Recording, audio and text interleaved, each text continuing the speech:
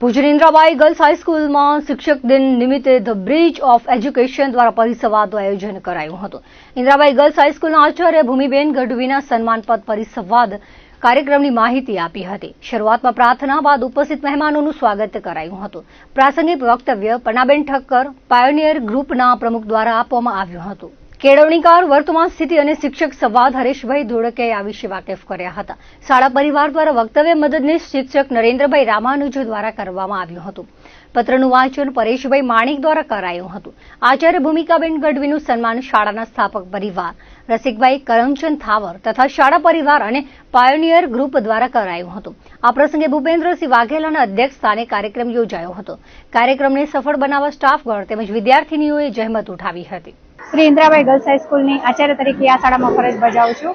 આજ રોજ શિક્ષકો તેમજ આચાર્યના સન્માનનો કાર્યક્રમ ધ પાયોનિયર ગ્રુપ તરફથી ધ બ્રિજ ઓફ એજ્યુકેશન દ્વારા આનું આયોજન કરેલું હતું.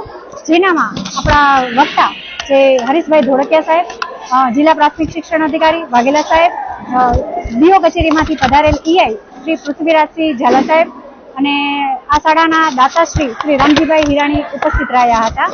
જેનામાં છેલ્લા વર્ષે જે વિદ્યાર્થીઓ વિશેષ સિદ્ધિઓ મેળવેલી છે, પછી શિક્ષણ હોય, રમતગમત હોય કે સાંસ્કૃતિક ક્ષેત્રે હોય, તો તમામ ક્ષેત્રે વિશેષ સિદ્ધિઓ મેળવેલી છે તેને ધ્યાનમાં રાખી શાળાના તમામ ગુરુજનો અને આચાર્યનું સન્માનનું કાર્યક્રમનું આયોજન કરેલું હતું.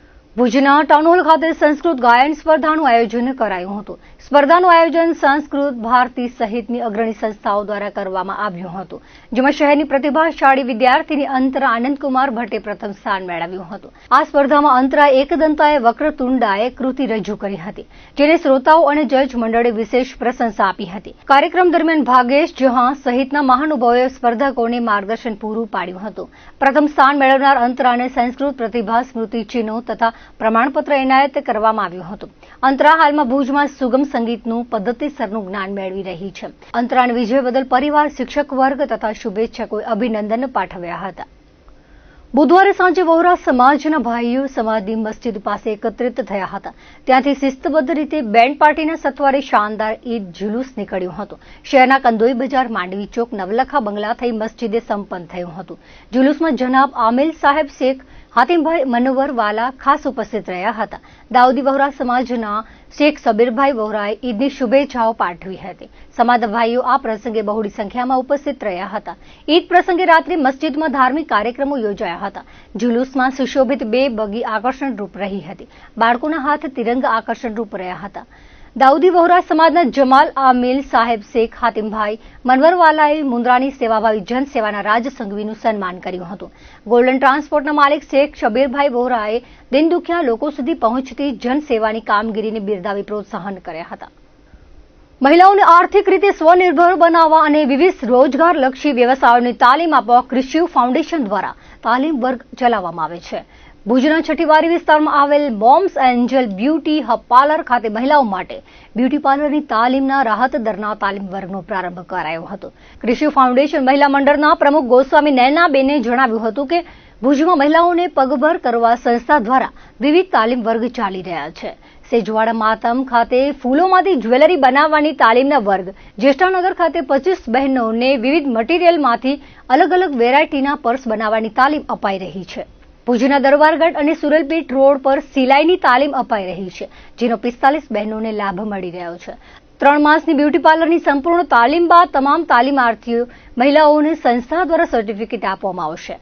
મોમ્સ એન્જલ બ્યુટી હબના સંચાલિકા આકાંક્ષા ગોગરીએ મહિલાઓને તદ્દન રાહત દરે બ્યુટી પાર્લરનો સંપૂર્ણ કોર્સ કરાવવામાં આવશે તેવું જણાવ્યું હતું. તાલીમ વર્ગના પ્રારંભ પ્રસંગે કાજલબેન રાજગોર, કિરણબેન વેકરિયા, અલ્પાબેન પાગી, તમન્ના સમા, સાનિયા સમા, રમીલાબેન ગોસ્વામી, જેતુબેન સમા, રેશમાબેન કુરેશી, કંચનબેન ગોર, માલાબેન જોશી, રિમ્પલ ગોસ્વામી, રિયા ગોસ્વામી, વંદનાબેન ભાવસાર, મિતાબેન સોની, રિયા ડોડિયા, જીલ ગોસ્વામી, અર્ચનાબેન મહેતા વગેરે હાજર રહ્યા હતા. મારું કામ છે કે કૃષિ ફાઉન્ડેશન ટ્રસ્ટ જે છે એમાં હું મહિલા મંડળના પ્રમુખ છું અને અમે મહિલા મંડળો સાથે મળી અને અમે જે નાનામાં નાના કાર્ય હોય છે કે જે દીકરીઓ પગભર બને એના માટે અમે શરૂઆત કરી છે. એમાં આજે અમે જે મોમ્સ બ્યુટી પાર્લર છે છઠ્ઠી બારી ઉપર, ત્યાં અમે લોકોએ પાર્લરના ક્લાસીસ ચાલુ કર્યા છે, પ્રોફેશનલ ક્લાસીસ, જેમાં દીકરીઓને પગભર કરવા માટે અમે લોકો પ્રોફેશનલ ક્લાસમાં તમને તો ખ્યાલ છે કે ઘણી બધી ફી લે છે અત્યારે, તો અમે આ દીકરીઓને 3 મહિના માટેની ફ્રી ઓફ કોસ્ટ એટલે કે ઓછી રકમમાં અમે લોકોએ ચાલુ કરાવ્યા છે, કે જેમાં દીકરીઓને સર્ટિફિકેટ તેમજ સાથે સાથે એ લોકોને પાર્લરનું શીખવાડી અને એ લોકોને રોજીરોટી કે રોજગારી પોતાનું કરી શકે આગળ એ માટે. તેમજ અમારી પાસે હાલમાં અલગ અલગ વિસ્તારોમાં ક્લાસ ચાલુ છે, જેમ કે અમે સેજવાડી માતમ છે તો ત્યાં અમારે જે અસલી ફ્લાવર હોય છે કે જે ફૂલ છે આપણા એમાંથી જે જ્વેલરી બનાવે છે ઓર્ડર ઉપર, એ જ્વેલરી બનાવવાનું કામકાજ ચાલુ છે. તેમજ અમારું જે જ્યેષ્ઠાનગર છે ત્યાં અમારે બહેનોને મેક્રમ ક્લાસીસ ચાલુ છે, એટલે કે પર્સ બનાવવાનું કામ ચાલુ છે, જેમાં અલગ અલગ બહેનો મટીરિયલમાં અલગ અલગ પ્રકારના વેરાયટી વાળા પર્સ બનાવે છે. એની તાલીમ પણ અમારે ચાલુ છે. ત્યાં પણ અમારે 25 જેવી બહેનો છે જે તાલીમ લઈ રહી છે. પછી અમારે જે દરબારગઢમાં જે મહારાણી પ્રીતિબા છે એમના પાછળના વિસ્તારમાં પણ ચાલુ છે, ત્યાં અમારે સિલાઈ મશીનના ક્લાસ ચાલુ છે, એમાં પણ અમારે 20 બહેનો જોડાયેલા છે.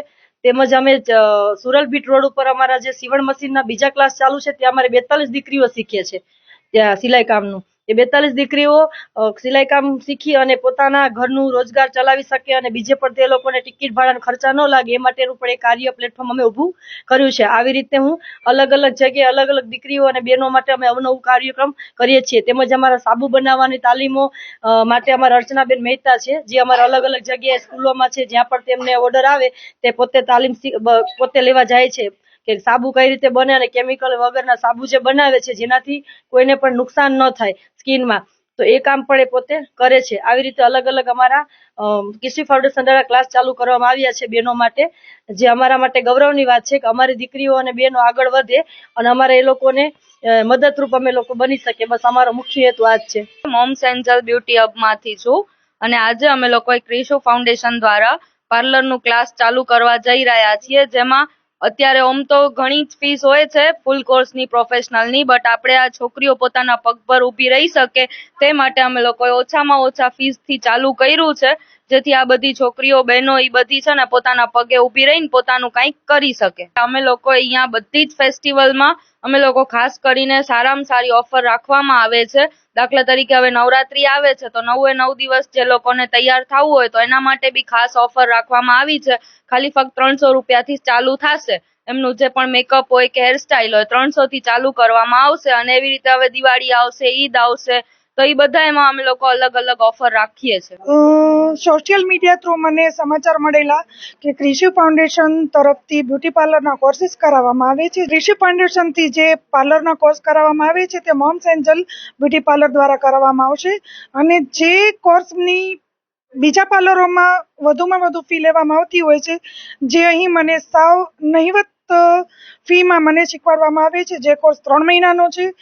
તો દર્શક મિત્રો હતા અત્યાર સુધીના કચ્છ ટીવી સમાચાર. ફરી મળીશું નવા સમાચારો સાથે, નવી અપડેટ સાથે. ત્યાં સુધી મને રજા આપશો. નમસ્કાર.